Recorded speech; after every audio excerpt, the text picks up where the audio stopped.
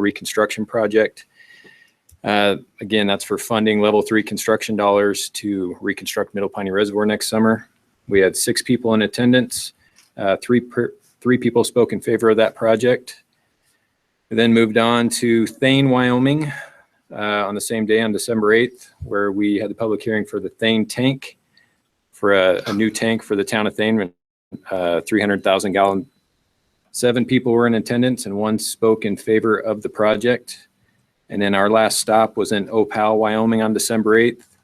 That's for improvements to bring their system up to current DEQ and SEO standards. And we had 12 in attendance and 6 people spoke in favor of the project.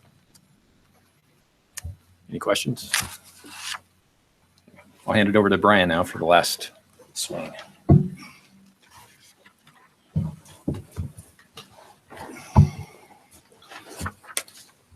Chairman, Commissioners, Select Water Committee. I did my tour on December 8th and 9th, last Thursday and Friday. I had 6 public hearings in 4 locations. My first stop was Wheatland, Wyoming for the Wheatland Wells 2017 project. I had 1 in attendance and there were no comments received.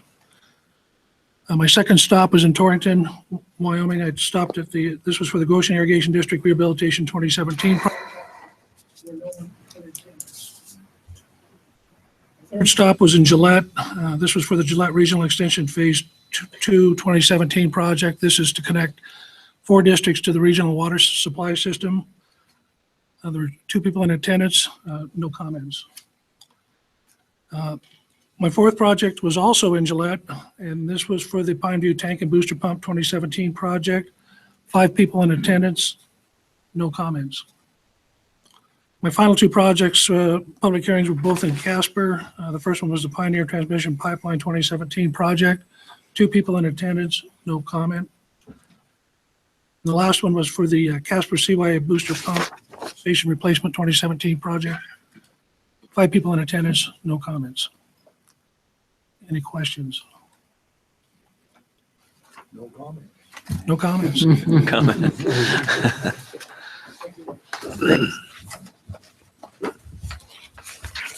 Okay. I think that's all on that, right?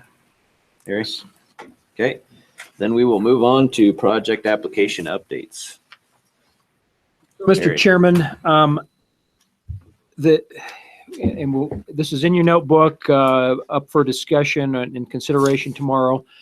From your recommendations in November, those have been taken, all the positive recommendations for funding have been then placed now in the omnibus water bill for planning and then the omnibus water bill construction. The projects you see listed under item 5, application updates, are projects that there was some question with regards to those. There's actually a new one that came in since November that we'll discuss. But all of those, I think, are subject to an amendment or your consideration of an amendment if you'd like to. And I want to walk through each of those with you this afternoon. And I would ask, I passed this out right at the beginning of the meeting, does everybody have this spreadsheet that has some highlighted yellow on that? Nick, do you have a copy? I gave my copy. Okay. Would you like another? I've got plenty. Yeah, if you do, please. Is there anybody else? That's good. Yeah, just This is, of course, a spreadsheet that keeps track of your available funding and then the amount that you had approved, which is now in the bill. And those that are highlighted in yellow are the ones that you may want to consider either changing or modifying your recommendation. The one on the bottom, UW Water Research, that's a highlighting that I meant to take off. So that is not at least my intent to discuss that today, but to explain that. So at Broken Wheel Ranch is the first one I've got listed there. And at your November meeting, if you look down at the tab column, tab T, Broken Wheel Ranch groundwater supply, you approved in November $350,000 for a level 2 groundwater study.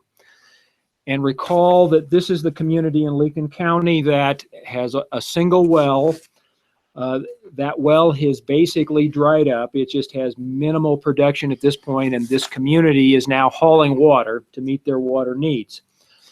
And also recall that the Lincoln County Commissioners had indicated, well, the applicant is not a governmental entity. They're in the process of forming an improvement and service district.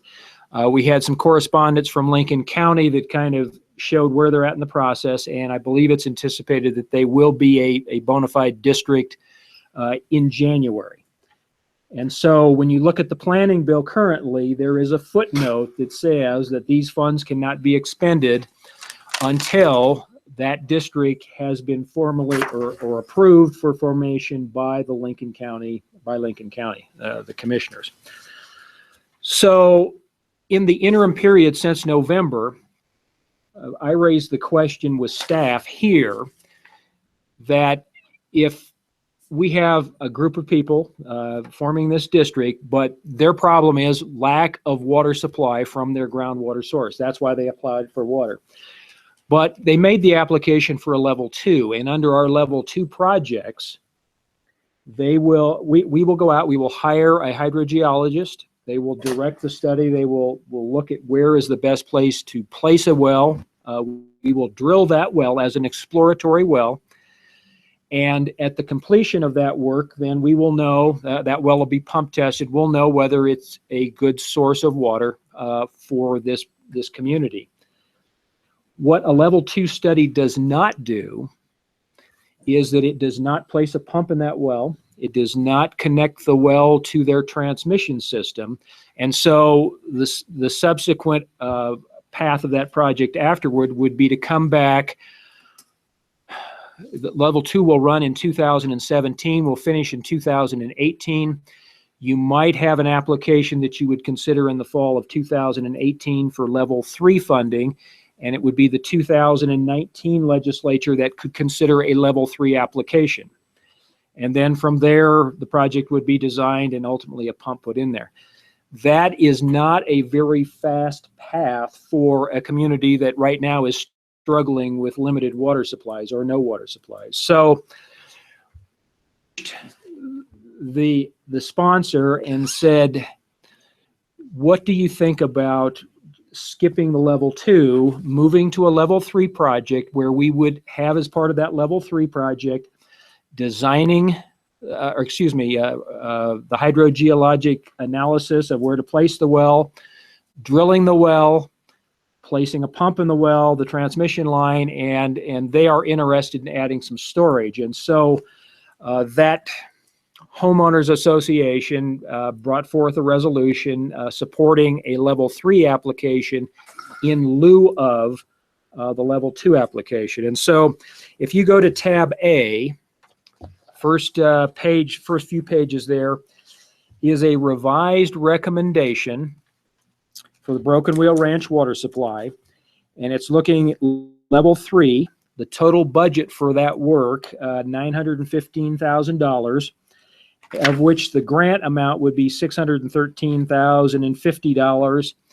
The remaining 33% would be their local share that they could, again, once they form a district, then they would become eligible for other state assistance, mainly the state revolving fund funds.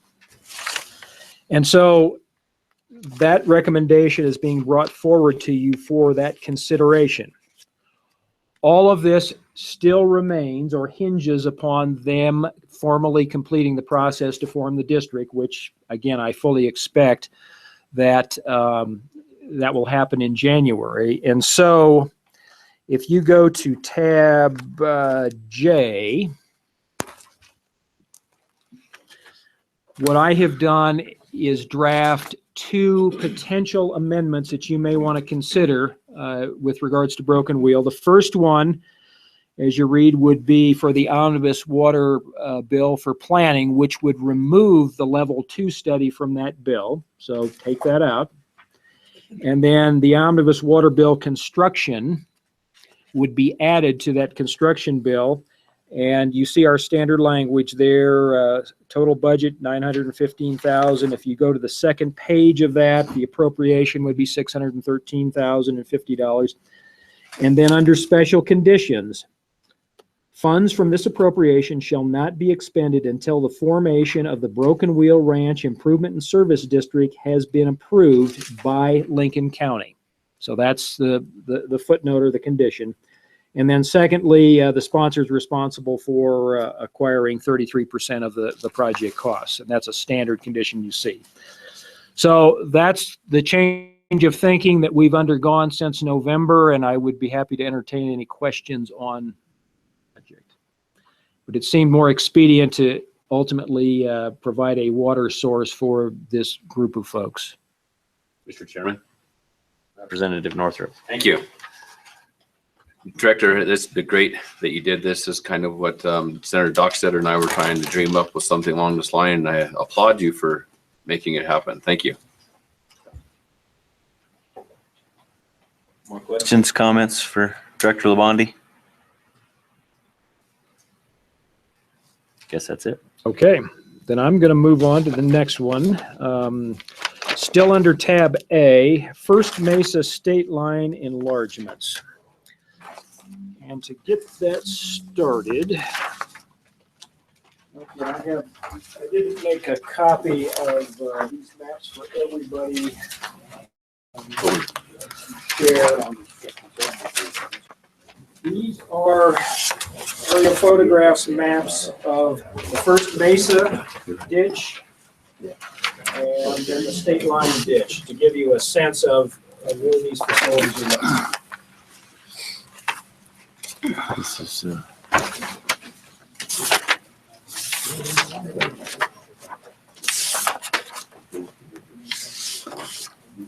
Oh, yeah, that's really good. That's right. You went over to the bar that night. These three. This is Bob Davis from the Water Conservancy District. He's got a different exhibit for you.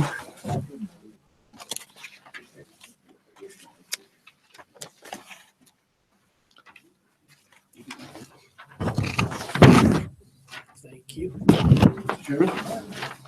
Commissioner Reeser. Do these photos line up, and if so, how? No, these are snapshots of the two particular ditches. There may be some overlap, but they're not intended to be adjacent necessarily. Okay, so this particular project was a request for level 2 funding. The budget for the project, $190,000. And the intent of the project, level 2 feasibility study, to look at expanding and potentially enlarging this ditch so that new lands can be developed as part of this project, or as part of these two ditches. The project, I pointed out as part of our review. Barry, do we have that in here someplace? I can't find it. No, you did not the recommendation? Yeah. No. I don't even see anything about it. Yeah, this, again, it's, I've got a copy in this notebook, which is the whole recommendation notebook that was handled in November. But the intent of the project is to look at the potential to bring additional lands under irrigation, which would necessitate then enlarging and expanding this ditch potentially. And there was another piece that would look at bringing a third head gate, combining head gates with one of the ditch systems. So that's the intent of the project. I pointed out to you as part of that review that both of these ditches are privately owned. The sponsor is a Water Conservancy District, an eligible applicant, but the benefits will accrue to private facilities. And so there, as you recall, in November, there was a question posed to the AG's office with regards to the appropriateness of that, and Abby will be able to provide some comments later on that. But I wanted to give you a copy of these two maps. And so if you look at the First Mesa map, And you see more or less in the center of that, the town of Baggs. And all of that green area represents irrigated lands along the Little Snake River corridor. And if you look at the far right-hand side of that map, where that red line, which is the canal, intersects the river, that is their main head gate. And then the water flows more or less westerly or southwesterly through along that red corridor. And I'm looking, bear with me here. One of the questions that I had asked was these new lands in terms of where they might be developed, because this Little Snake River flows in and out of Wyoming. Starts, well, it's in Wyoming, it's in Colorado, it's back and forth. And so where are these new lands potentially located? So you see on the very far left-hand side of the map that the red line ends, and that is the end of that canal, and the future lands that could be expanded would be to the left side of this map. So those lands are definitely within Wyoming. So that was one question I wanted to ask with regards to that project. If you go to the state line ditch structure inventory map, very similar. If you go clear to the upper right-hand corner, that green line represents the canal, and it intersects the river at that point. That's the main head gate, and then it flows southwesterly and westerly through the valley, terminates on the left-hand side of the map, and it is at that point then that potentially additional lands could be brought under irrigation if this project was expanded. So that's kind of, I think, a little better description of what is being proposed by this study. And the study would look at that. What's going to be, what additional lands are potentially under consideration? How much more water does that require? That then triggers what the additional capacity in the canal would be, and all of those kinds of issues. And then what's the associated cost? That would be the purpose of the study. And I would guess, or I guess I would say that we have an executive session scheduled today, but that information along with this is available as you may want to consider to add that study back into the planning bill, because right now it is not in the planning bill. And I guess I would entertain any questions at this point. Question. Commissioner Bettis? Thank you. Where exactly is the state line on these maps? I'm gonna try to figure it out. So. Okay, I'm looking at the first mesa ditch. Right. And you see on the bottom 1/4 of that map, and it's not labeled, there is a horizontal line that runs the full length of the map. I see. That would represent the state line.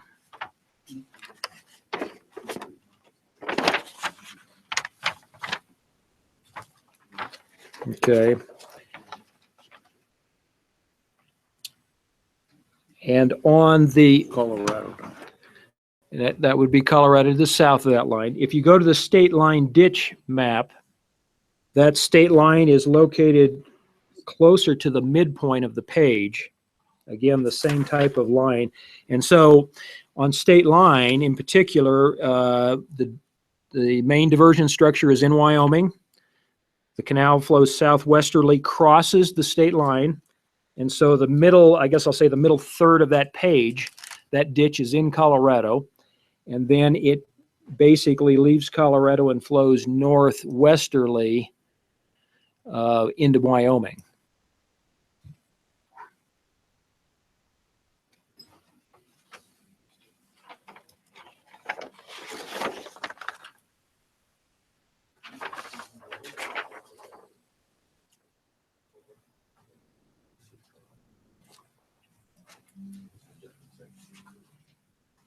Yes, I don't know what the heck. Or, Harry, they Chairman don't, Geis. there's no compact on the Little Snake River then. Mr. Chairman, Senator Geis, this particular river is covered by the Colorado River Compact and the Upper Colorado River Compact. And the Upper Colorado River Compact, I believe, specifically addresses water administration in the Little Snake River Valley. So it is considered in the compacts.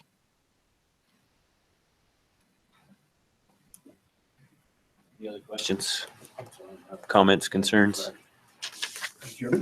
Commissioner Reeser. Harry, you mentioned consolidating a head gate. Does that show in these maps?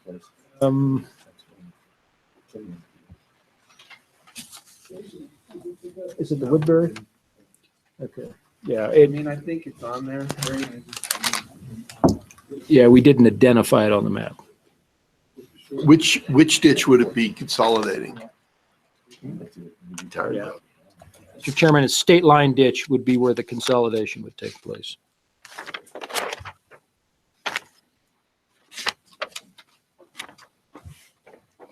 More questions?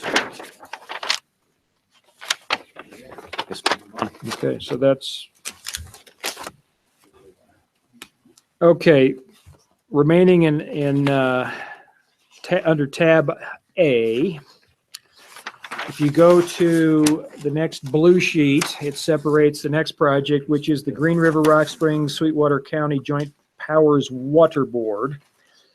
And this is a request that was not before you in November. We had not heard from the sponsor, but we have a rather large raw water reservoir project that is under construction now, fully funded by Water Development and others.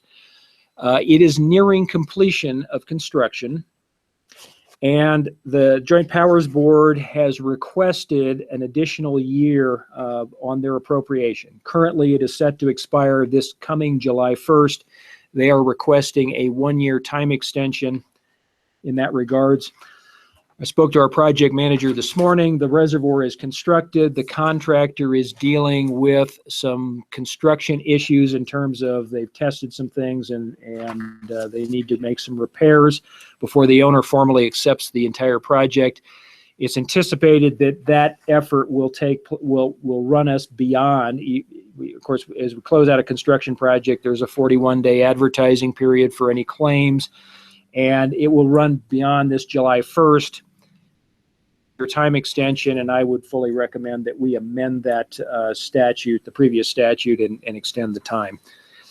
And again, that extension amendment, I drafted a sample that you might want to consider, and that is under tab L. It's a second page under tab L, but we'll get to that tomorrow. So that's what Green River Rock Springs request is all about. Any questions there? Questions?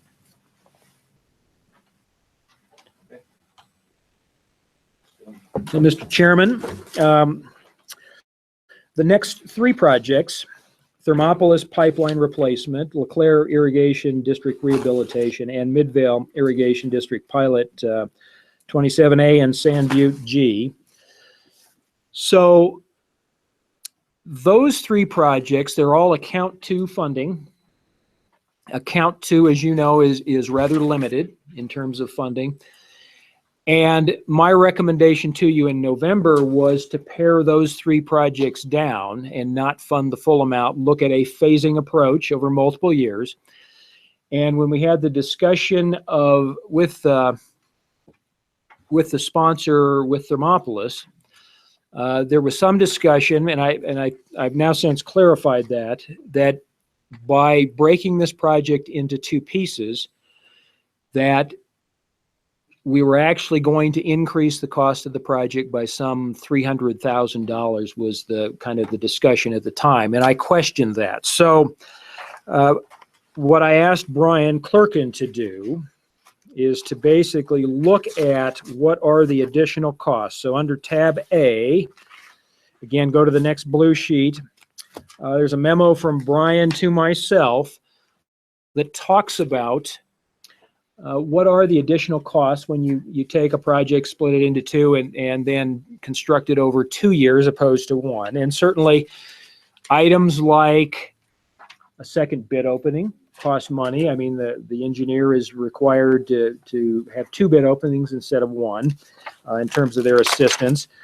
There's the inflation that's involved. So we put in a 3% inflation factor in there.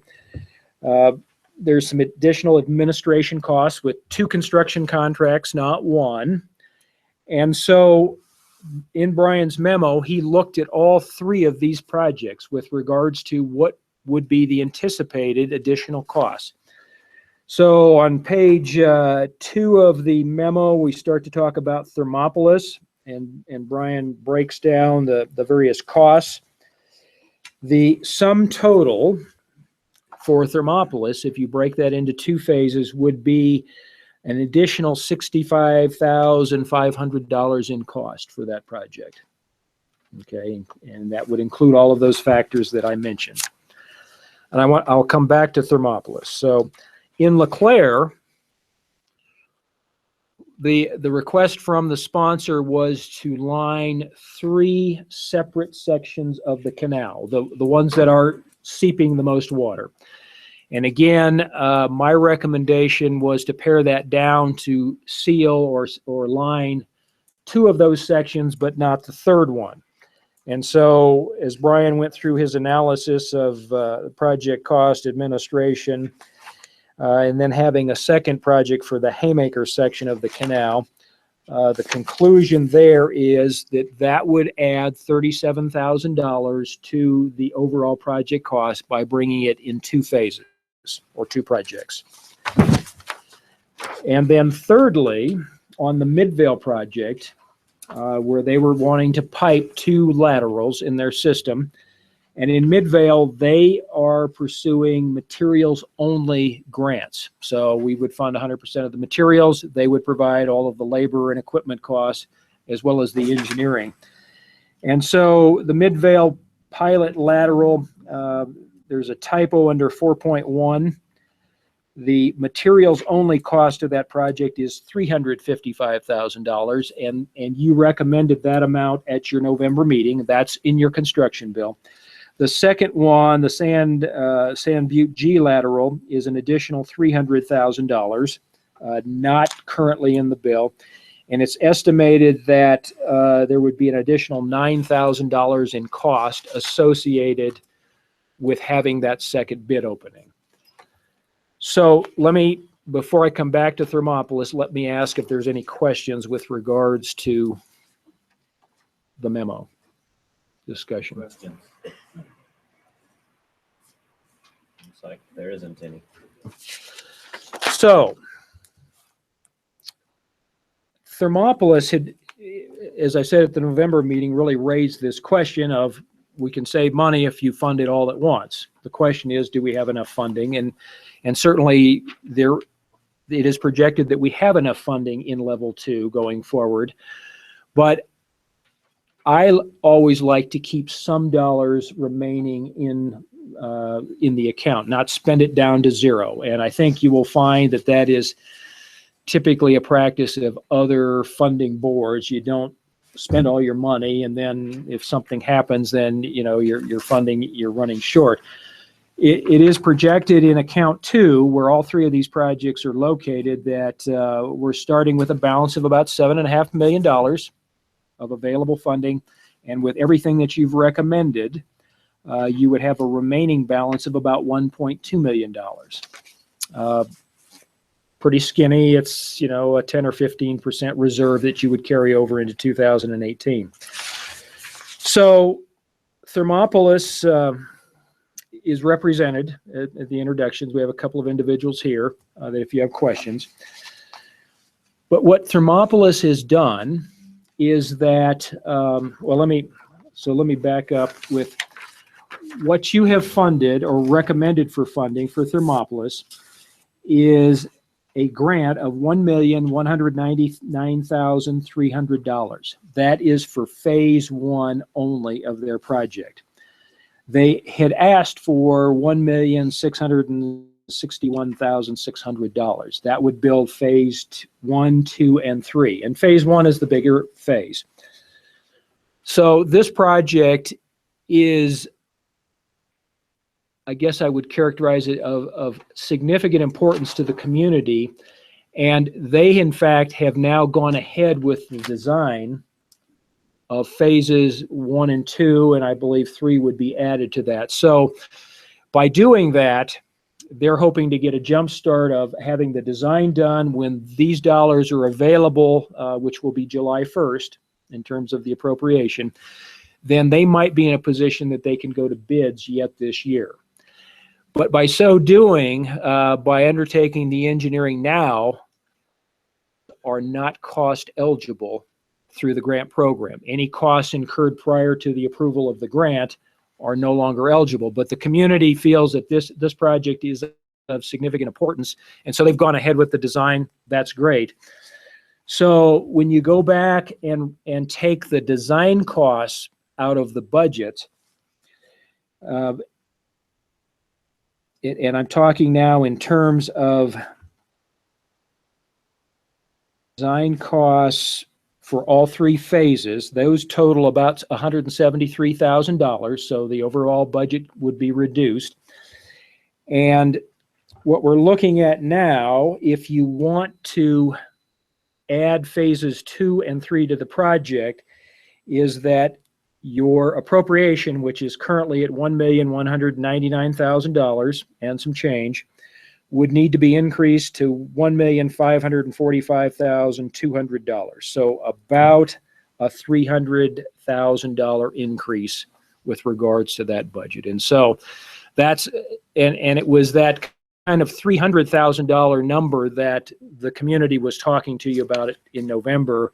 And I certainly interpreted that to be savings. That was not the case. It was what they were saying is that's the overall increase in the grant if you fund phases 2 and 3. So I think my thoughts to you with regards to this particular project, I mean, the community has gone ahead, moved ahead, and is fully funding themselves the design costs. And so cost savings, again, identified as somewhere on the order of $65,000, that maybe it is appropriate to go ahead and fund phases 2 and 3 for the construction side of the project. And I guess if I would be happy to try to clear up any confusion with all of those numbers being tossed out to you at this point. And certainly the town is represented here if you have questions for the town as well. Any questions? Mr. Chairman?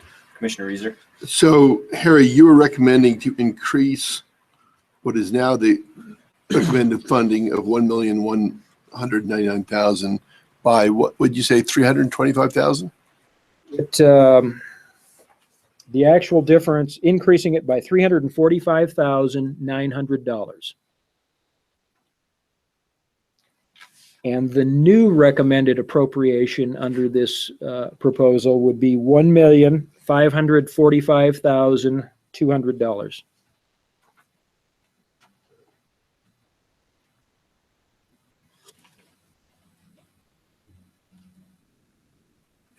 Mr. Chairman, that would be for all 3 phases.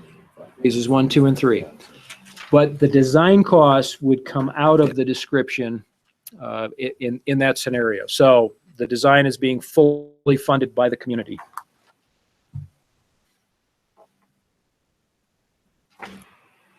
Questions, comments? Mr. Chairman, Commissioner Seekins? so am I understanding that that is your recommendation that we make this change, or was this the Thermopolis's presentation, or is this the staff's recommendation that we do this? I think at this point in time, I would support that recommendation to fund phases 1, 2, and 3. One, and the reason being we will save some $65,000 in overall project costs, but because the community has stepped forward and is moving forward with the design, it's actually even a greater cost savings to this program. So it probably does make sense to move forward with that project. Mr. Chairman, are you comfortable with that recommendation? What it would do with what would be left over in level 3? Because we're seeing, and a cost saving, sort of like when I say it's on sale, you're still spending, it's on sale, but you're still spending that money. You know, the total savings of 65,000, but now we're upfront spending an additional 345,000. That's not chump change. So what's not left in that account by doing this, are you comfortable with that, with your recommendation? Mr. Chairman, I am, yes. It would leave us with a balance of roughly $900,000 in the account.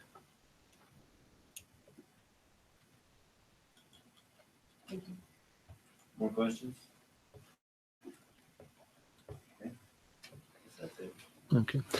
So with regards to the other two projects, LeClaire and Midvale, I would recommend we remain with the program as it currently is, not expand LeClaire or Midvale.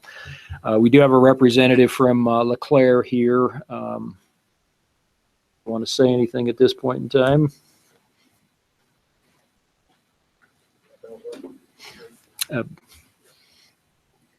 Please come up to the front if you want to Yep, say I'll something get and mine. state your name and.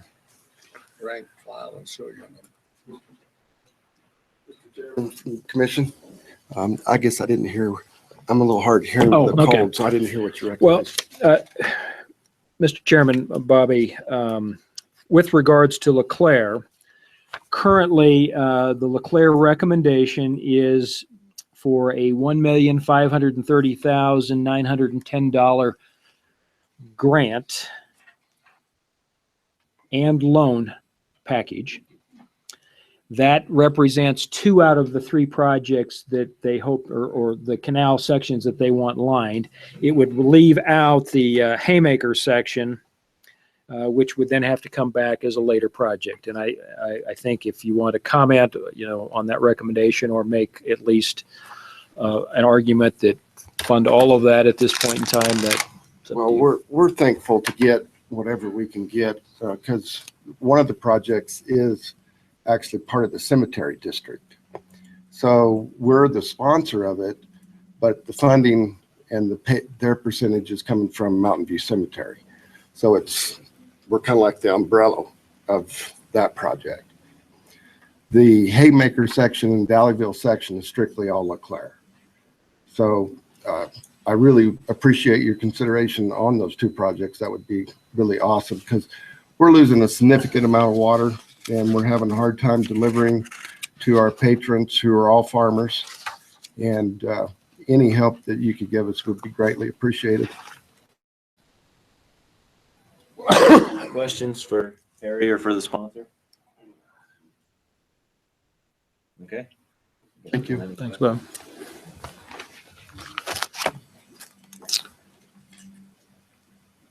So, Mr. Chairman, then the last project that at least I wanted to discuss with you this afternoon is the Lake DeSmit purchase proposal. And interestingly enough, after our meeting, I was contacted by representatives of Johnson County. I was contacted by the newspapers in Johnson County and Sheridan County, wanted to write stories about this proposal. It's generated a fair amount of interest. And where the commission left this proposal, and my proposal was an appropriation of $4.5 million to backstop negotiations with the owner of those water rights. So what I have provided to you is a memo dated December 2nd. And what I tried to do was kind of capture the discussion from November and basically characterize what I believe your options are at this point in time. And so I want to spend a little time kind of walking you through that so that you understand what your options are and what action you might potentially take, because there was a lot of discussion in November. So first off, the question before you is that Sasol Synfuels owns some water assets in Johnson County. And so under the question in the memo, here's what those water assets are. There are 3 water storage permits in Lake DeSmet. They total about 62,000 acre feet. One of those permits has a 1939 priority date, which is important because that is pre-Yellowstone compact, meaning that the compact does not apply to those water rights. Those water rights can continue to be enjoyed without interference from the compact. Montana cannot place a call on those water rights because they are pre-compact. They can continue unabated based on that particular regulation scheme. The other 2 are 1957, so they're post-compact. So theoretically, a call from Montana could impact those. There are 3 reservoir supply permits that come out of Rock Creek, French Creek, and Clear Creek. Those permit numbers are showing. And those are the permits then that were intended to fill those Lake DeSmet permits. They would be collected in Clear Creek and pumped to Lake DeSmet. There is a Clear Creek diversion dam permit, 8729R, that diverts water from Clear Creek into Healy Reservoir and ultimately to the pump station. Healy Reservoir is part of this package in that, and it has a storage permit in the amount of 5,140 acre feet. Part of that is allocated to downstream irrigation on Clear Creek, but not all of Healy Reservoir is allocated for that. And then the Clear Creek water supply system consisting of 6.7 miles of 66-inch diameter pipeline that runs from the pump station on Clear Creek over the divide to Lake DeSmet. And then, and that includes the pumping facilities. And those pumping facilities have not, the large pumps that pump to DeSmet have not been used, it's my understanding, in the last 15 years. There's 2 smaller pumps in that station that do pump water from Healy Reservoir into Clear Creek for those irrigation demands downstream. Those are used every year. And then lastly, there's an inlet outlet structure located on the south dike of Lake DeSmet, which allows water to flow from DeSmet back into the transmission pipeline that is then used for some irrigation rights that are fed from that large transmission line. Pump station, Healy Reservoir, the Clear Creek diversion are all for sale, including the underlying lands that they're on. Lake DeSmet is currently owned by Johnson County.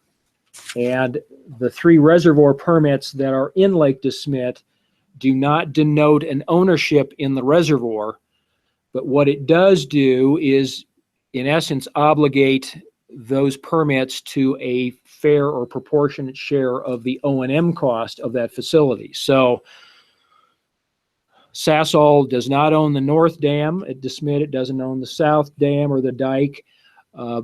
It does not get involved with the operations of that reservoir, but certainly they pay proportionate share or have with regards to the O&M cost to operate that facility. And that's not unlike other reservoirs. There's a designated owner, but you can have a permit in there which allows then water to flow into your permit space, and then you can choose how you might want to use that water.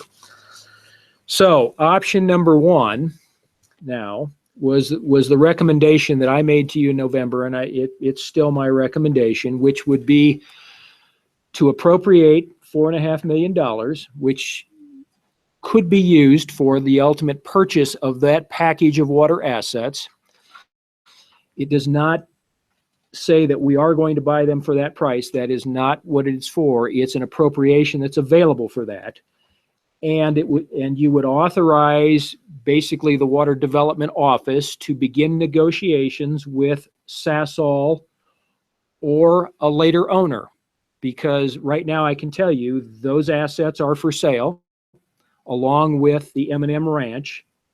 Now, very conceivably, there could be a new owner next week of those assets, but the authorization would be to proceed with negotiations if there's an interest in selling those assets. That negotiation would result in a sale agreement or a purchase agreement that would be brought back to Water Development Commission for approval. So once those negotiations are complete, if they're completed, the commission would have a say as to whether that is acceptable.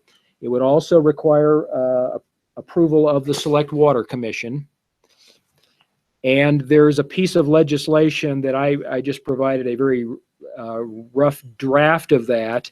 I have added in that legislation that the governor must also approve that purchase agreement. So I can do all the negotiation that I can and bring the best deal back to you, but ultimately, if any of those three bodies or the governor decide that that's not acceptable, then the deal falls through. So that's my recommendation. The other thing, let's see. Okay, so the second option is to look at, and there was a question, I think, by a number of commissioners that said, we're not sure we have enough information. Okay, so maybe it's appropriate to do a level 2 feasibility study of all of those assets, what condition they're in. But I want to, I guess I want to share with you that as part of, and this is listed in the memo, as part of me bringing that recommendation forward, what I relied upon were a number of documents, the tech, and they're listed there. Texaco handout dating back to 1982, which is describing this whole energy development project. There was another Texaco document in 1989. And Water Development has done 2 level 2 feasibility studies on Lake DeSmet. And what I will send around for you are copies of the cover and the table of contents for both of those studies. So you have an idea of what has been previously looked at.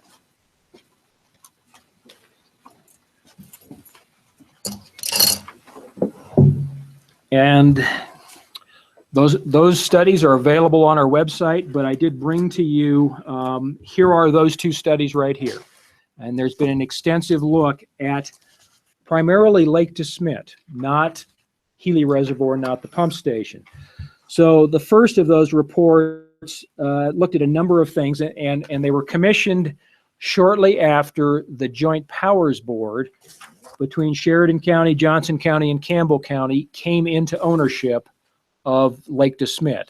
And the question was then asked of, well, what can we do with that reservoir? So they looked at potential municipal and irrigation opportunities out of DeSmet, looked at recreational potential off DeSmet, looked at ways to generate operation and maintenance revenues from the reservoir itself, looked at any of the obligations that were inherited from Texaco, Chevron, and that ownership when it then moved, when the DeSmet ownership moved to the Joint Powers Board. There was an assessment of the condition on the reservoir and its facilities, and then ultimately identified as part of that report, there are some seepage issues out of the north dike of the dam. That in turn led to the second level 2 feasibility study, which was focused primarily on the seepage issues out of the north dam. So characterized or made an assessment of that seepage. They actually installed some weirs to get a more definite handle on the amount of seepage coming out of the dam. Looked at that seepage at different reservoir levels in the report. They also inspected the Rock Creek diversion structure, also inspected the Piney Creek supply tunnel. And those 2 structures are supplying water to DeSmet and the general number of permits that are in there. I mentioned Clear Creek is part of the water assets that are for sale. That supplies water to Lake DeSmet, but so do the Rock Creek and the Piney Creek diversion. So there's multiple ways to fill this reservoir, but looked at those facilities and then ultimately looked at the North Dam outlet works at that time, and then performed an erosion evaluation on the southwest shoreline where there's some diking and some riprapping.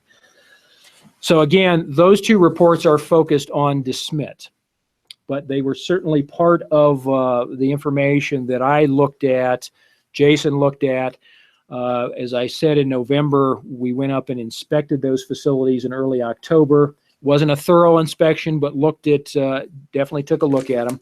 And we had an engineering consultant with us that was very familiar with those facilities because they've actually done some work for a previous client on those facilities as well. That's what is leading to my recommendation that we proceed with negotiations on purchase of the assets. So level 2, or option 2 for you to consider, would be to move to a level 2 feasibility study. And as you can see in the write-up, and this is on page 2 of my memo, my estimated budget for the level 2 study is $200,000. What we would look at would be a complete inspection. We'd hire a consultant, and they would perform a complete inspection of all of the facilities identified for sale. So pump station, Healy Reservoir, an assessment of the transmission line, the Clear Creek diversion dam, all of that would be looked at. Would develop a listing of all noted deficiencies and cost estimates to make the appropriate repairs. Review and analysis of all water rights associated with the assets. Assessment of the firm yield available to all water rights in the proposal. Review and analysis of all existing obligations, such as water service contracts that now exist. And over the years, Texaco, Chevron, and the subsequent owners have entered into agreements with downstream irrigators, so we would want to fully characterize what those obligations are. Provide an estimate of future operations and maintenance expenses. And then finally, a development of future water options that might be available for future use for that particular set of water assets or for the water that would be acquired. And those include, and as I mentioned in November, would look at a potential infrastructure to move water from Lake DeSmet, which is in the Powder River Basin, over the divide to Tongue River, so that we could provide replacement water in the event of a call from Montana. Look at what that infrastructure would consist of, what it would cost to operate, what it would cost to construct.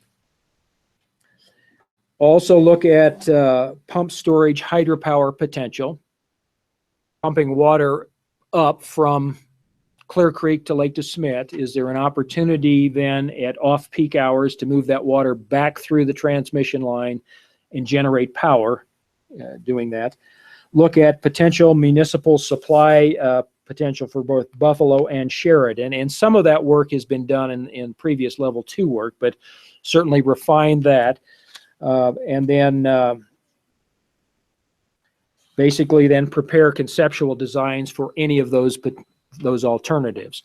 So I think at the completion of that level 2 study, the commission would have a very good idea of what all your would be ultimately up for sale, or what you might purchase, what obligations come along with that, what future potentials there may be. So that would answer the question then of, we need more information with regards to the project. The third option that I guess was discussed would be to basically recommend this issue be dealt with by the Select Water Committee without a recommendation from Water Development Commission. And I'll talk about that in a second. And then fourth option, of course, is you can reject that proposal and basically decide that we are not interested in this set of water assets. So my recommendation to you, and it's on page 3 of the memo, and I might just kind of touch on that a little bit, is that first point is that I believe the commission is the executive branch commission charged with developing the state's water development program. And so I think you absolutely should provide a recommendation on this. It may be that you need more information, don't know, or But I think it is appropriate that the commission weigh in as to whether this is an appropriate acquisition for the state or not. Then I go on to say that this acquisition of assets is consistent with what we have previously done at Water Development. And we have, I think, strategically acquired water assets around the state. You're aware of all of those, but Buffalo Bill Reservoir, we enlarged that reservoir, have a 190,000 acre foot account in Buffalo Bill. That water is for future use within the state. Pathfinder Modification Project provided water storage for the state. Glendo Reservoir, we have an account with the Bureau there. Fontenelle Reservoir, we have 2 accounts for water totaling 120,000 acre feet. Palisades Reservoir, we have a 33,000 acre foot account there that again was acquired by acquisition. And then lastly, in terms of those water assets, the state has constructed the High Savory Reservoir that is owned by the state of Wyoming, and then we enter into water service contracts with the Conservancy District, who then in turn delivers that water to irrigators in the valley. So I think the acquisition of the DeSmit rights definitely fit within that category. So again, another reason for my recommendation. I would tell you that in acquiring those rights, we've done that for a number of different purposes. And again, I think all of this fits within the DeSmit discussion, but for future municipal and industrial use in that particular basin, mitigation of drought, replacement water for endangered species. That's why Pathfinder was largely constructed. And then, of course, meeting interstate compact or decree compliance. So again, DeSmit has that potential as well. And I can tell you, I don't want to scare anybody in the room, but from time to time, there is discussion of fish species of concern in the Powder River. There's some native species there. I can tell you there are environmental groups that are looking at those for a potential for possible listing of those.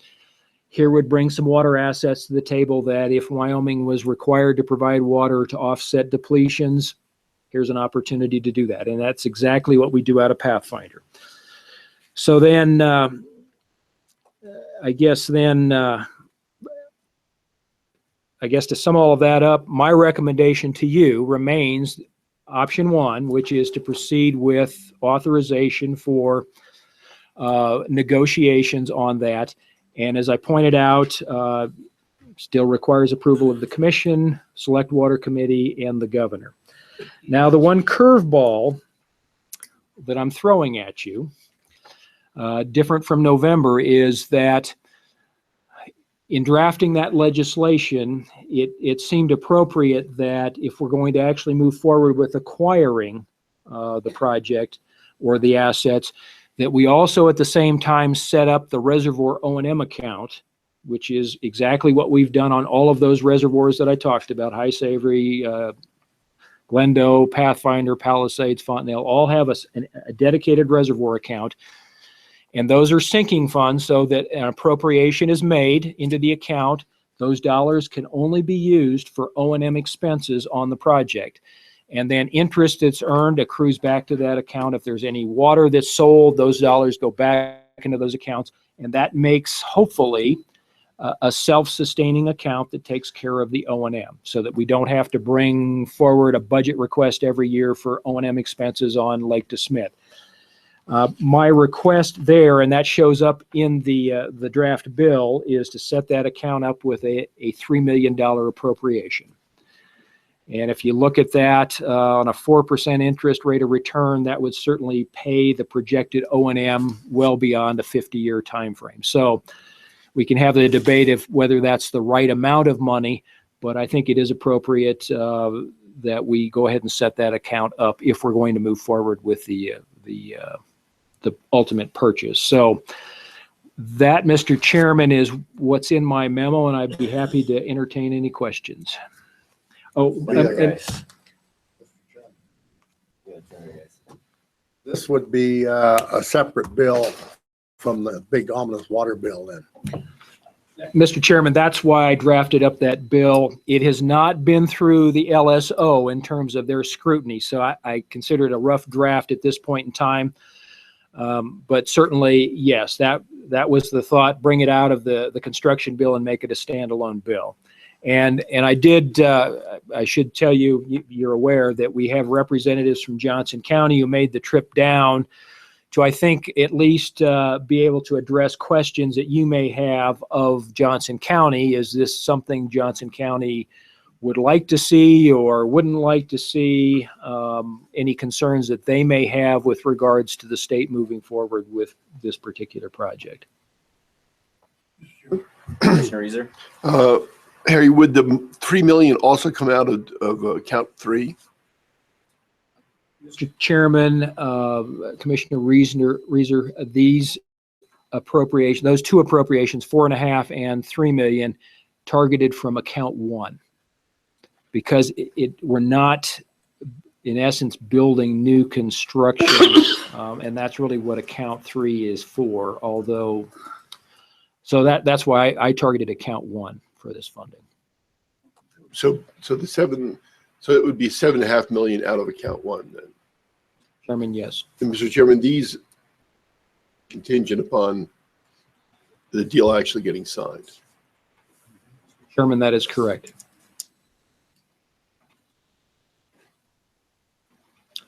So, Mr. Chairman, I think it is appropriate to hear from Johnson County. And I guess, again, shortly after the November meeting, I received a call from one of the county commissioners to talk about what is this proposal about. And so I think it's a good thing to hear from Johnson County. So Would everyone from Johnson County like to come up? Mr. Hicks. You know him, don't you? Yeah, oh yeah. Chairman, my name is Jim Hicks. I'm one of the county commissioners and also a member of a 3-member operating board of Lake DeSmet. We have, I know they've already been introduced, but we have Cheryl Benner, who's our operation manager, and she does some other jobs for the county too. This is just a part-time thing for her. She's also handles the road and bridge counts and things. And as needed, we have Clint Culbertson, who is an engineer. He's learning a lot from one of the original engineers who developed Lake DeSmet. And Linda Greeno is the county commissioner who will take my place as on the operating board. I don't want to take a lot of your time, but I think maybe I can bring a little perspective to it. I hope to give you an overall view of what Lake DeSmet is and how it ended up the way it is. I'll ask Cheryl to hand out a few handouts if she's got, while I'm talking here. Help me a little bit if each one of you have this material. Lake DeSmet is, we talked to the people in the State Board of Control. They'll tell you this is the most complicated reservoir in the state of Wyoming. We deal with over 60 individual contracts and agreements on irrigation alone. There are lots of different end sources to this thing too. We have a complicated chart there that was developed a few years ago showing intake and outtake of DeSmet. It looks like a bathtub with all these pipes. What I need to say is Lake DeSmet lies between two major drainages that come off the east face of the Bighorns, the central part of it. And that's where the peaks are. This is a lot of the drainage that comes off the east face of the Bighorns affect Lake DeSmet. The water that comes down, if you'll notice if you're looking at this chart, it looks like a bathtub. The water that comes down that right side is in blue is Piney Creek. Now that'll flow into the lake by gravity. So that's not a expensive thing. When Texaco developed this years ago, when they raised the lake a lot, they put a diversion dam up on Piney Creek, and maybe a few of you have seen that, I don't know. And then right there off that diversion dam, it goes into a 8-foot tunnel, and it goes down 150 feet underground, goes for 1.5 miles, and comes back up into the lake. Because the intake's a little higher than the outflow, it works as an inverted siphon. That's where 90% of the water that fills DeSmet comes from. On a fact sheet, you'll see there that the lake is maximum depth of 120 feet, but It does have a capacity of almost 235,000 acre feet of water. The sustained yield with the Sasol rights, you look at, we've done modeling on it, it's probably 40,000 or more, easy. We've done a little bit of looking at the modeling since this proposal came up, and we asked the people that had done that before to do the math for us. We don't think it makes a lot of difference to the way we operate the lake. If these rights were removed from Lake DeSmet or changed for another use, stored somewhere else, we think it'll lower the lake a foot or two. It would reduce the evaporation a little bit.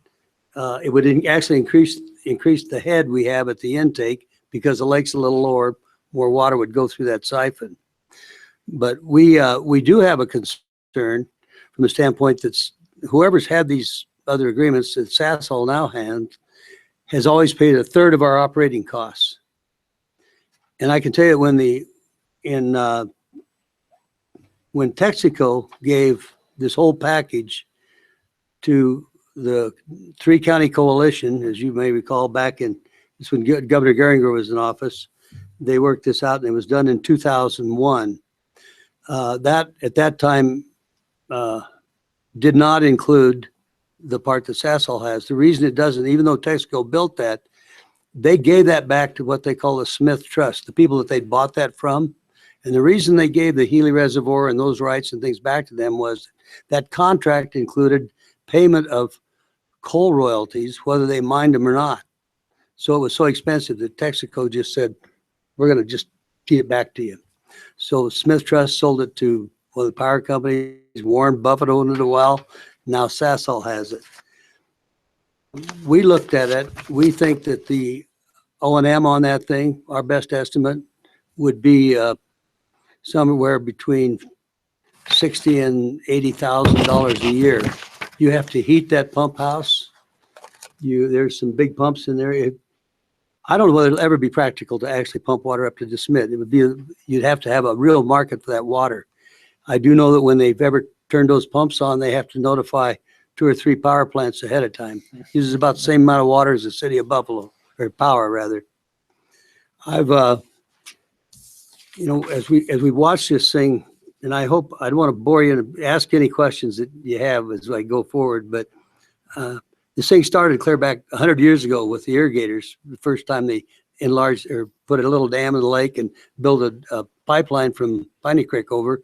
And that was in the early 1900s. Then later Reynolds Metals was going to had the idea of doing bauxite. They were going to build a big power plant to do aluminum reduction. They raised the lake about 8 or 9 feet with a small dam. And then the big project came in after the gas crunch in the 70s. We all remember when OPEC did their number on everybody. And they fully intended to build a coal gasification plant. They invested a lot of money. I have no idea what that investment would be today, but I think if you said 300 to 400 million, you would be very conservative of what they've spent there.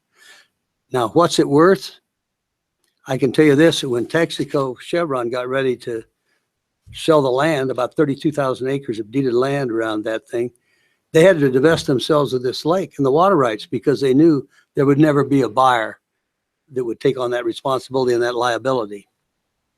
So that's why it happened the way it did. That's why the coalition ended up with it. As Johnson County, I'm very proud of the fact that we've taken the O&M. The operating budget was in the neighborhood of $300,000 a year on the part of DeSmet that we're operating. We've taken that down to less than $50,000 a year, primarily because we haven't been doing any additional studies or things. There has been a lot of modeling done. There's a lot of studies that the coalition paid for, but even the operating itself, we really cut it down because we blended it into our other operations within the county. I think that if somebody came to Johnson County and said, would you like this thing? Would you like to add it to your inventory? Have these water? We'd probably say, how much are you going to pay us to take it? It'd be our attitude, frankly. I see the reason that Harry has talked and the water development looks at this and say, hey, these are these 1939 storage rights are worth a lot of money. It's got a over almost $12,000 sustained yield out of those rights. And that is amazingly valuable. There's no doubt about it. But how do you place a value on something you don't know when you're going to sell it? I don't know. That's your problem and not mine. But I do know that as far as the operation of the reservoir, no matter what happens to the operation of the reservoir later going forward, no matter what they do, I would guess that no matter who has it, they're going to probably look to the operating department. We've created a department within county government to run this. And I think they'll probably be wise. I'll be surprised if they don't come to us and say, would you take this on extra chore on, which would be doable. My real concern would be, and I think Harry's alluded to it, those pumps have been in there for 25, 30 years, something like that. I think there's 1,500 horsepower electric motors. I've been in that pump house. It's been a while.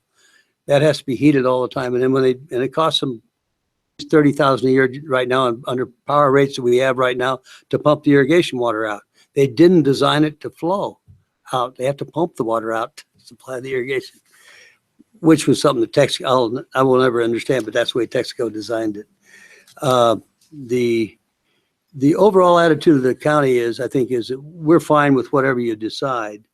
But I do think that we have a real concern that something might happen that we do not end up with this help as long as those rights are in that lake, we don't, or even if they're taken out, we don't end up with that 1/3 commitment. Unfortunately, that's all under an agreement that was written between Texaco and Smith Trust years ago. All the people that signed that agreement are gone.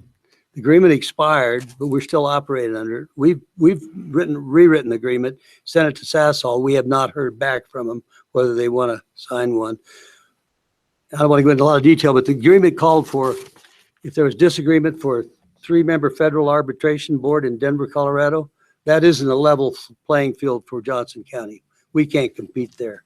We would be at a real disadvantage. But so we've asked them to raise that so that to a minimum of about $250,000. We know that a valve breaks in the thing in the main lake. We know we're probably looking at $400,000 or $500,000 to replace it. They're fine right now, but going forward, I don't know.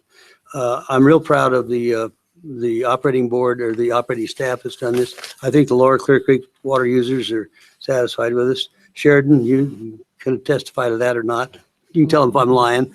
Yeah, we're But very we've had a happy good, with you. we've had a good relationship. We're out there resetting that thing at least 3 times a week during the irrigation season, minimum. The other things for them, but we've had a good relationship. The other thing I need to mention is that's a great recreation reservoir. The Game and Fish paid leased about 60,000 acre feet of the junior rights.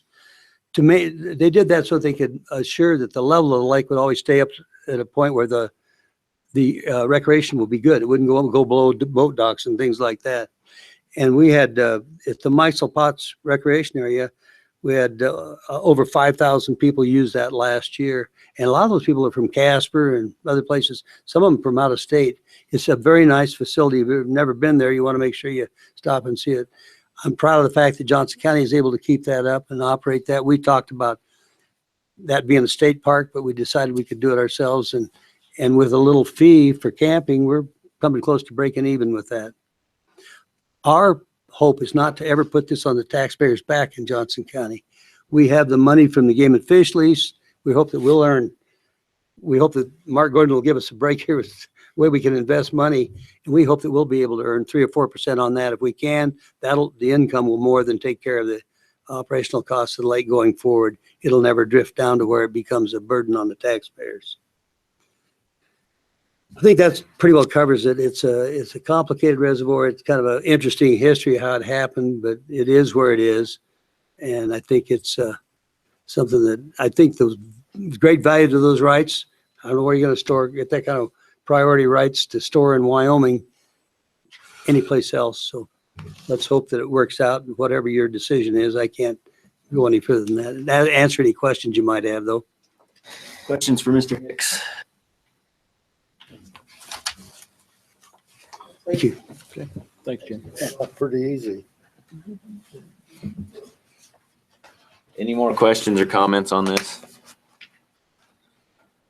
The one thing I want to say, I have a particular familiarity, as Commissioner Hicks pointed out, with this part of the world. I kind of lean towards option 2, I believe it is, doing a level 2 feasibility. And I know we kind of have some issues with doing too many studies and some of the commissioners' opinions. I would like to see that. And I know we've got these two, which are relatively recent master plans done on the lake. The one thing that these don't include that I would like to see in a study, though, is what we have a couple ideas of what we may use in the future for this water and with the state. But I kind of hate to spend that kind of money and then have an operating budget that we have to pay for if that isn't a feasible option in the future. And I would like to see, what kind of a feasible option we have to use the water. It might not be right now, but maybe someday in the future I'd like to study that, I guess, is my thing. I'm not against buying the water. In fact, I'd like to see it go to the state in a lot of ways, but especially as an irrigator down there. But anyway, that's my comment on it anyway. I don't know if anybody else has any more questions or comments on this. I do. Mr. Chairman, Representative Market. thank you. So, Harry, how long is it going to take to do the negotiations to buy it? And in that time, can we be working on a level 2 assessment feasibility and use that information accordingly? Can we do both at the same time? Mr. Chairman, Representative, I think we could, but to me, that is awkward in that, and I guess in terms of approaching Sasol, I want to be viewed as a serious buyer. And that's the reason that I suggested an appropriation of $4.5 million, that I've got money not only backing me, but also that I have authorization to negotiate a deal. If that question is not answered, then I'm not sure, I don't know that Sasol will even entertain those negotiations, because ultimately, I think the legislature has to say, this is something we want to acquire, subject to negotiations and such, because I don't want to take a purchase agreement, negotiate that without that legislative support, because then if I take that agreement to the legislature and they turn it down, I've wasted a lot of effort. So, and I think the reason for the level 2 study is to get in more detail, well, what are we going to use this for? So I think you almost need that. If you decide that you do need that information before you go forward, then I think the level 2 study is where you need to go. But my analysis, and Jason was certainly with me, I think it's like anything, you develop storage, you may not have a use for all that water today. And there are benefits that happen in the future that you just can't foresee today. And I think DeSmit has that potential. So we've tried to outline what those might be. We've identified, Commissioner Hicks talked about the O&M cost for that pump station. I think in my memo, we identified that it's going to be $50,000 to $75,000 a year. Heated and so I think we know a lot about it, that we can certainly proceed with negotiations and learn more through those negotiations. But to negotiate and say, well, we're doing this study to find out kind of more about it, whether we really want, to me it comes down to the question, do we really want to acquire that asset? And if you need more information, you ought to do the study first. It will take, that study, if it's funded, would not start until July 1st. And I would expect that it would take at least a year to complete. So, and maybe, and Jason, if you have a different time sense, maybe even 15 months, I would hope that we could finish it in 2018 in time to come back for an appropriation to backstop negotiations at that point. But I'm with Harry. I would rather go with, put the money up front so we can be serious with the project. If they take our bid, well, then, well, we can do the feasibility study later as to where we're going and what we want to do with it. But you gotta be serious about putting the money up, and I think the legislature needs to do that. Sure. Commissioner Reader. I would agree with that in that we've got a willing seller right now and they're looking to sell. And if we're too slow, we might not get it. And we just don't know whether the next owner will sit on it or what. So, I think the future use of that water may be unclear, but it's going to just give the state a lot more options in the future than it has today. So I'd be for selling it, and buying it. During that, when Harry's negotiating that deal, like any deal like that, there'll be a due diligence period. And in this case, the select committee and the governor have to approve it. So there can be, if there's some questions about the operating cost or the condition of the pumps, there can be due diligence, be in the due diligence period that we can check into. So I'd be for funding the appropriation and trying to negotiate and acquire the water right as soon as possible. Some more questions, Mr. comments? Chair, Commissioner Evans? I wondered about this in Saratoga, but the agency's come back with the same recommendation now that they had in November, and I think that's significant. We do have 2 phase 2 studies. They are a little old, but the agency's looked at them and seems comfortable with them, so I think that's significant. Identified, some potential uses. So I think that we've gained some time to think about this and information since Saratoga, and owning 62,000 acre feet's a lot of acre feet to have control over for that part of the state. So, since Saratoga and after this discussion, I'm leaning towards supporting the purchase.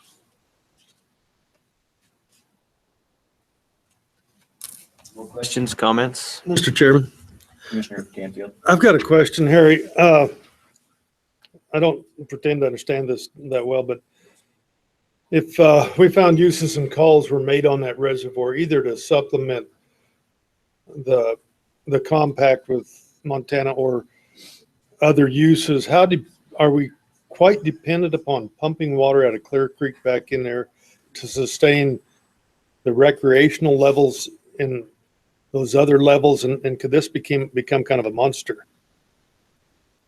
Mr. Chairman, the Clear Creek operation, pump station, diversion structure, were set up to supply water to all of Lake DeSmet. But with our ownership,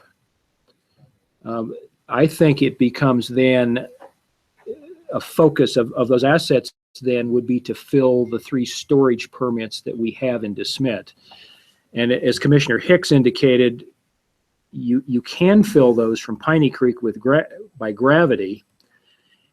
And I would foresee that pump station may be called into purpose if we suddenly had demands on the permits that we're talking about acquiring in DeSmet.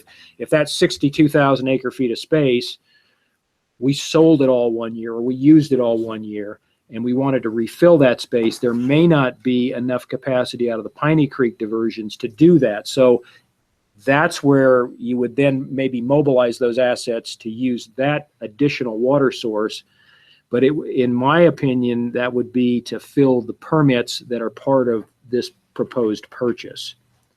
Now, they could be used to fill those other permits, but then they're benefiting some other party, whether it's Johnson County. So back to your question, the focus in my mind is not recreation with regards to the acquisition of these assets. So I suppose if the recreationalists wanted to put more water into DeSmet and they wanted to pay the power bill to pump that water, that could be a subsequent discussion we'd have.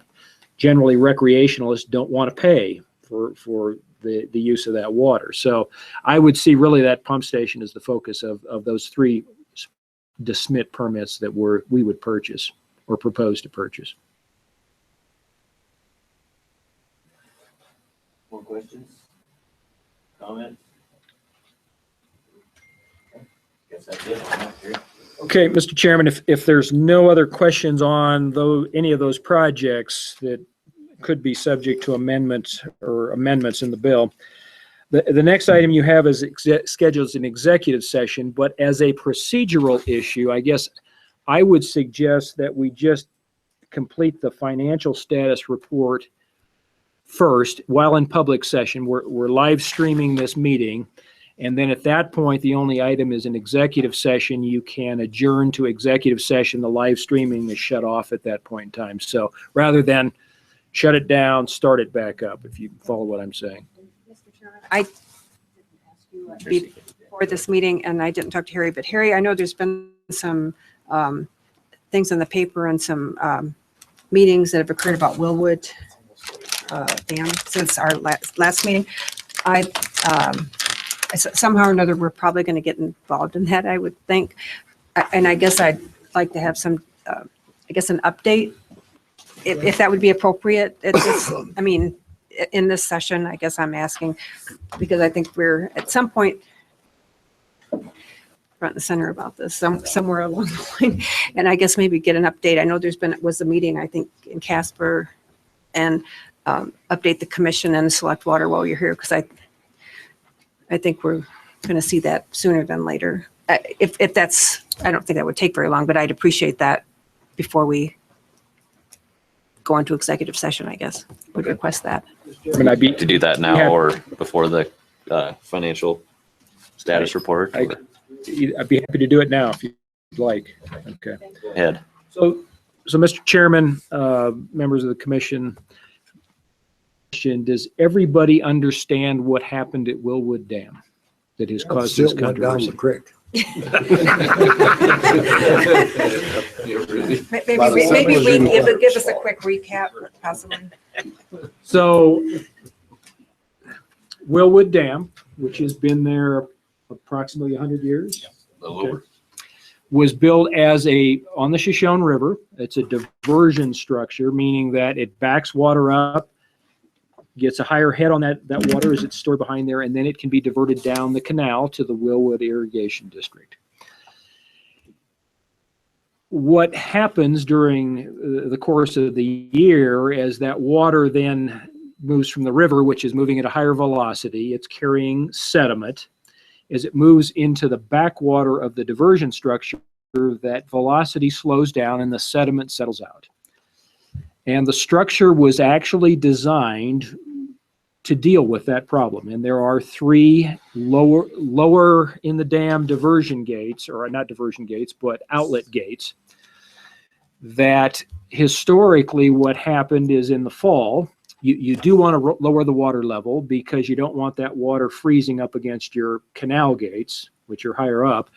So they would lower that water level behind the dam, and in so doing, would actually flush this accumulated sediment out of the 3 outlet gates and down the river.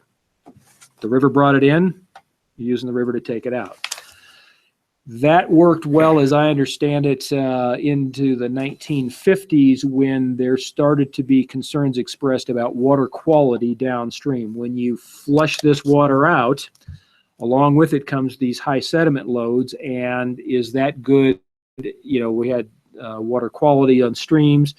Is that good for fish? Is that appropriate? And there started to be at that point in time restrictions placed on Willwood in terms of opening those gates and flushing the sediment out. So then what has now been occurring is they have not been able to move sediment out, and so it is continued to accumulate behind the dam. And so that led to, well, it's accumulated to the point that 2 of those gates, and I'm going back several years ago now, were rendered inoperable because sediment had been built up against the gates and they couldn't open them. They still had 1 gate that they could lower the level, but it was not very effective in removing sediment. And so we have funded a project to replace the canal gates, to replace the and make operable and replace at least 2 of those low-level gates. And that project is underway. And in the course of that project, they were actually, and we anticipated as part of that project, it's a $1.6 million, I want to say grant, it could be total project, but I want to say it's a $1.6 million project to work at making at least the second gate operable and then replacing 2 of the 3 gates. And we anticipate having to move a lot of sediment or remove a lot of sediment to do that. Well, the district and their engineer were actually able to figure out a way to make the second gate operable without removing a lot of that silt. And so this last fall, as they were working towards completing this project and drawing the water down to get to these lower gates, they lowered the water level quite quickly. And when that happened, the years of accumulation of silt started sloughing into the river stream, which is now, it's no longer moving into a tailwater, it's actually just a river moving through there. And it was sloughing into the stream. That was carried downstream, and quite quickly there was a significant fish kill down below the dam, which that led to DEQ, which had issued a waiver for turbidity limits downstream, but DEQ got involved. Certainly the Game and Fish was very concerned because it's developed into a fairly nice fishery downstream, because guess what? Willwood Dam is cleaning up the river, providing better quality downstream. And so that has then led to, I think, really a public outcry to say this shouldn't happen anymore. Okay, or while the reservoir is drawing down, let's take all of the silt out. And the estimate is somewhere on the order of 500,000 cubic yards of silt. When you start talking about removing, and I'm talking not dry silt, I'm talking about saturated mud. When you start talking about removing that, you don't do that for 50 cents a cubic yard. It's more like $10 a cubic yard. So we're talking about, to remove all of that silt, $5 million plus type numbers, and well beyond what the irrigation district can afford. And so the public outcry kind of was focused on a public meeting that the county commissioners had, I want to say end of November. Dale Anderson, who is our project manager on the Willwood project, did attend that meeting. That in turn led to an interagency meeting in Casper, and that was about 2 weeks ago, I'm thinking. I don't have the exact date here. And at that meeting, representatives of the irrigation district were there, DEQ, State Engineer's Office, Game and Fish, Bureau of Reclamation, because this is a Bureau of Reclamation project. They funded and built these facilities. So it's still technically they're in their ownership, although the dam is operated by Willwood Irrigation District. And Dale Anderson and myself from this office, and Representative Northrop. Landis Weber was there. Landis Weber from Board of Controller, State Engineer's Office, 2 county commissioners, and we talked about what those issues are. And so one issue is, well, where's all this silt coming from? Well, part of it comes from upstream irrigation districts' return flows. As you irrigate lands, it picks up some sediment as it flows across the land and is then ultimately returned to the river. There's, I suspect, a fair amount of this sediment is generated off of the natural landscape. So when it rains, it doesn't rain a lot necessarily in this country, but when it does rain, it comes off of those hills and ends up in the river, and this has become a trap. So how can we clean that up? Well, DEQ has what they call 319 grant dollars. They're watershed, water quality improvement types grants.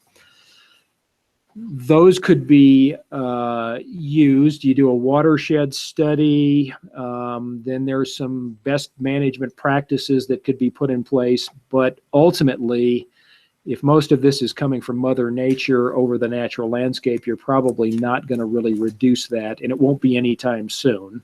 So that was part of the discussion. There was some question from to DEQ. Turbidity is measured in the river. That's the main measurement criteria of when you have silt going down there, it's cloudy. Turbidity is a measure of how much light can pass through that water. So, and the unit for turbidity is NTUs, and don't ask me what that stands for, but it's a long scientific name. The standard DEQ water quality limitation on the river is Willwood could increase 10 NTUs over background. So whatever is coming into this impoundment, they are allowed to release water that has an NTU of higher than, or 10 higher than background. Well, the issue is that when you get these big storm events, the turbidity limits in the river are probably on the order of 300, 400, 500 or more NTUs. So 10 increase isn't going to accomplish. You're not going to move sediment through with a 10 NTU limit. So that was discussed of how much turbidity actually would kill fish. And they're really, apparently the literature is not well documented on what kind of a turbidity limit fish can withstand. And of course, it's dependent on species. It's probably dependent on the type of silt that's being moved down the stream. And so there was a question of, well, can we do some water research to develop that? And I offered the UW Water Research Program, as that would be, I think, even though it may take several years to do those kinds of studies, that would provide some scientific backing that maybe DEQ can increase that turbidity limit that they currently have placed there. So that's one potential path going forward. There was also, I'm thinking, and this is why in November I asked that you extend that appropriation, because it's on the Willwood project, because it's scheduled to expire this coming July 1st. And they have money left, about $300,000.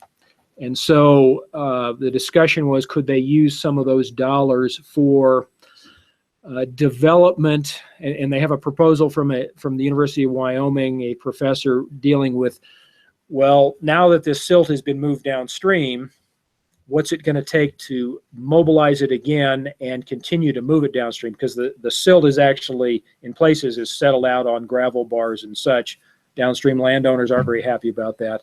And so I, at that meeting, said that most definitely funding that type of research as part of this study is appropriate to look at what kind of flows it will take to mobilize that silt and move it on down to Yellowtail Reservoir. That's ultimately where it will go and then settle out and be part of that. So I believe the district is going to go forward on that front. And beyond that, I don't know that there was any really concrete decisions beyond that. No decisions. The district did ask that they asked DEQ what level of NTUs they could possibly bump that up to. They requested a 200 NTU from, I believe, January 1 to April 1. And then they wanted a hard flush, like a 500 NTU from April 1 to April 15th, when the water's turned in for irrigation at that time. Essentially, it turns back into a settling pond at that. So I think long-term, Willwood still has an issue that this silt will continue to accumulate unless they're able to move it through their system every year. In part of the work that we did, there was a proposal to look at a different type of outlet, low-level outlet for the dam. Initially, that has been turned down by the Bureau of Reclamation. It's their facility. I asked the Bureau officials to take another look at that, whether that's a possibility. And that doesn't solve the problem, but I guess I'll say it allows more silt to accumulate behind the dam without having to deal with it. So that may have some, I'll say, short-term benefits, whether it's 5, 10, 20-year type benefits. So I think the Bureau is going to take another look at whether modifying the structure might be appropriate. And that might be a future project that comes to water development. I did say that, and this is kind of some discussion that was outside of the normal meeting. Well, I guess I did say it at the meeting. Just funding removal of the silt, in my mind, is not a capital project that the commission would fund. It falls under the category more of O&M. And so I don't know that you can look to water development to fund a $5 million silt removal project behind this dam. So at least that's out there for discussion purposes.